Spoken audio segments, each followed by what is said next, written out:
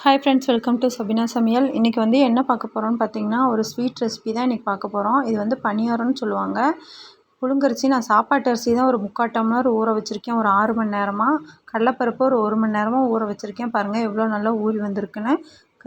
வெல்லம் வந்து தேவையான அளவு, கருப்பட்டியும் போடலாம். அப்புறம் 3 ஏலக்காய், கொஞ்சம் சோம்பு, கொஞ்சம் வெள்ளை எள்ளு, தேங்காய் வந்து ஒரு 1/4 கப் எடுத்து வச்சுருக்கேன் சொரவி.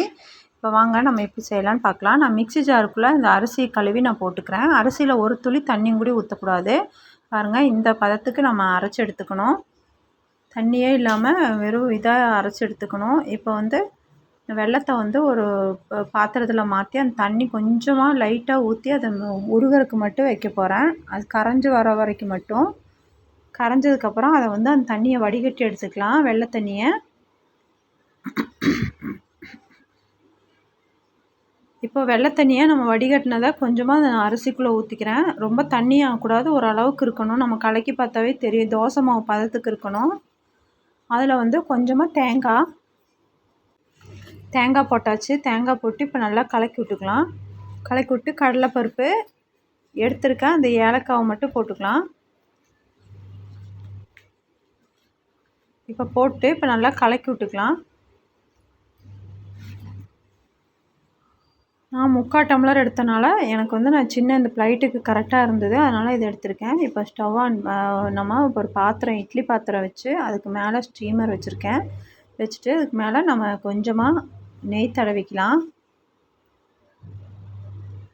ஒட்டாமல் வரக்கு வேண்டி கொஞ்சம் நெய் நம்ம எதில் ஊற்றுறோமோ அதில் அப்ளை பண்ணிக்கலாம். அப்புறம் அதில் வந்து கொஞ்சம் வெள்ளையிலும் அந்த சோம்பும் நான் போட்டுட்டேன். போட்டுட்டு இப்போ நம்ம கலக்கி வச்சுருக்கோம் இல்லைங்களா, அந்த கலவையை வந்து அதில் ஊற்றிக்க போகிறேன். எனக்கு கரெக்டாக இருந்துச்சு இந்த ப்ளைட்டுக்கு. ஊற்றிட்டு ஒரு 10 நிமிஷம் நம்ம ஹையில் ஒரு நிமிஷமும், லோவில் வந்து மீதி ஒரு 8 நிமிஷமும் வச்சாலும் போதும். நல்லா வெந்து நம்மளுக்கு சூப்பராக வந்துடும் தட்டு பணியாரம். பாருங்கள், வச்சு இப்போ நம்ம ஒரு மூடி போட்டு மூடிக்கலாம். பாருங்கள், அருமையாக நம்மளுக்கு ரெடி ஆகிடுச்சு. இதுக்கு மொத்தமாகவே ஒரு 2 நிமிஷம் போதும் இந்த ரெசிபி செய்கிறதுக்கு. ரொம்ப டேஸ்ட்டாக இருக்கும். கட் பண்ணி கேக்கு மாதிரியே கொடுக்கலாம் குழந்தைங்களுக்கு, ரொம்ப நல்லதும் கூட உடம்புக்கு. இதை அப்படியே வந்து நம்ம ஒரு ப்ளைட்டுக்கு மாற்றிக்க போகிறோம். அப்படியே பாருங்கள், கேக்கு மாதிரியே வந்திருக்கு, சூப்பராக இருக்குது பாருங்கள். இப்போ அதை நம்ம கட் பண்ணி பீஸ் போட்டு குழந்தைங்களுக்கு ஆளுக்கு ஒரு பீஸ் கொடுத்தோம்னா ரொம்ப நல்லது இது உடம்புக்கு. அங்கே எவ்வளோ அழகாக நல்லா கேக்கு மாதிரியே நம்மளுக்கு கட் பண்ண வருது.